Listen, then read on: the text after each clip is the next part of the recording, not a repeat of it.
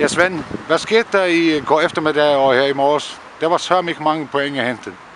Nej, men det er jo måske ikke helt uventet, fordi vores hold er ikke rutineret nok på det her plan. Der er alt for lidt modstand til daglig hjemme på Færøerne, og meget typisk er det, at der har været et hav af spil, hvor vi har nuppet spillet ved begge borde og er gået ned ved begge borde, så der er blevet sådan nogle dobbeltsving. Desuden er slemmetoderne ikke helt tilfredsstillende, vil jeg sige. Og i al almindelighed er der simpelthen tale om, at man skal spille meget mere på højt niveau. Der er jo ingen af de spillere, der er med her, der har spillet mere end ét nordisk mesterskab før. Og der er vist kun der er ikke engang nogen, der har været til Europamesterskaberne. Så det hænger altså på at få dem ud at spille, og så lave noget træning på et tilstrækkeligt niveau og med et tilstrækkeligt kvalitetskrav.